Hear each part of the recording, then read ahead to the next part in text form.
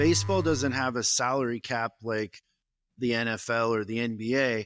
So you have the Yankees and the Dodgers that are spending way more for their payroll, which you would think would guarantee them winning year in and year out, and they would have a monopoly, but it doesn't. And they have, I mean, the Yankees haven't won a World Series in a while, and so it isn't really just about throwing money at a problem.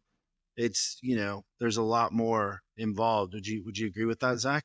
Yeah, definitely. And I think one thing that's pretty unique about baseball, I oftentimes compare it to life in general. And the reason why is because they play so many games. You're playing 162 regular season games. You're getting, I don't know what it's at, 1.5 to 2 days off a month. So you're going at it like you got to get out of bed every single day and go live life and go play a game.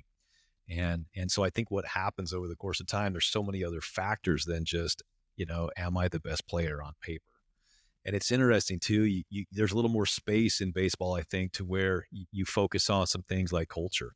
And I think that's one thing that the Atlanta Braves, especially over the past, handful of years, have been so great at, is developing a culture where you get a lot of guys that really enjoy the game, enjoy playing together, pushing for the same scenario and same things. And it just is, it's really meshed well, and it's done well for them in the past several years. If you were to describe that culture and the recipe for it, how would you explain it? I think what you have to do, number one, is you got to be selfless. There's no doubt about it. No matter what you're doing, you have to be selfless whenever you're on a team. And not that doesn't take place on other teams. That's not fair for me to say, but just the energy, the selflessness, and just the pure enjoyment that these guys have out there day in and day out is pretty special. And then, the other thing that's really hard to describe, we've always tried to do it, is there's just really no panic out there with these guys. So if you go watch a game tonight and they get behind by 2 or 3 runs, there's just no concern or worry. And they just feel like they have a chance to win any game on any given night, regardless of how far behind they are or what their status or situation is. Yeah, that's great. Was there a time before winning the World Series during that year that you were like, this team's different? Like there's something going on here that's kind of special? Was there any moment that sticks out?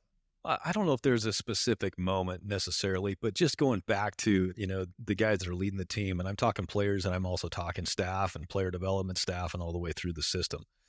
I think, when you're looking for an organization to be part of, a company, a business, a team, whatever it may be, you just want to surround yourself with people that are going to continually lift you up and make you better.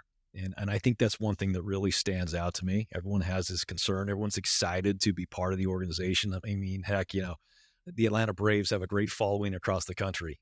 There's other teams out there that are the same, but everyone respects and really appreciates the Atlanta Braves. And I think because of who they have on their staff and who's leading the team, they just go out there and play the game hard, play the game the right way, and just enjoy it like crazy every single night.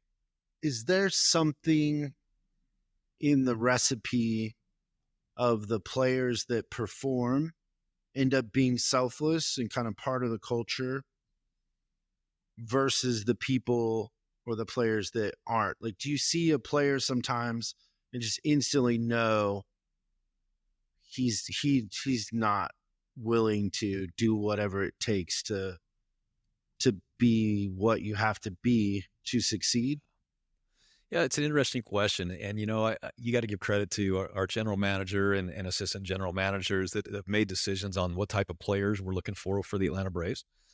You got to give them tons of credit because they're the ones that bring them in. And I think that when they're looking for scenarios and situations to bring players in, they're looking for something like that. Like a big piece of this isn't just what looks best on paper. It's how are they going to fit into what we're trying to create as a team? How are they going to fit into the camaraderie of who we are? And do their values as a person individually and their goals line up with what ours are? And again, I don't ever, having a chance to play up in the big leagues, I don't feel like that there's players out there that don't necessarily fit what I'm talking about, but there are definitely some that mesh better than others. And when you can put that right person on a team, even if it doesn't really make sense to a fan or to something like that, and the mesh and the mold happens and takes place, it's pretty special.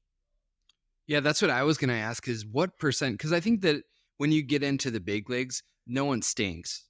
You know what I mean? Like it's an elevated level. And what percent of it do you think is psychology versus skill? Yeah, that's interesting. So when I was done playing the game, you said no one stinks. I didn't play very well, so I might fall into that category. You played professional baseball. I'm pretty sure that you're okay. There you go. But it's interesting.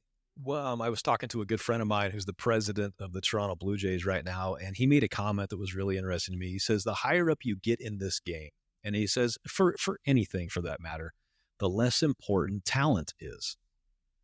And I'm like, oh, that's interesting. I feel like I know what you're talking about, but why don't you tell me the answer? And he says, well, everybody has it, right? So it's not as important to us because everybody has it. So now it becomes mastering the small things, which we would say the small things are the mental game. But to answer your question, when I go around and speak and I get a chance to talk to coaches all over the place, whether they be high school, college, professional coaches, or even players, I always ask that question, like, what percentage of this game is mental?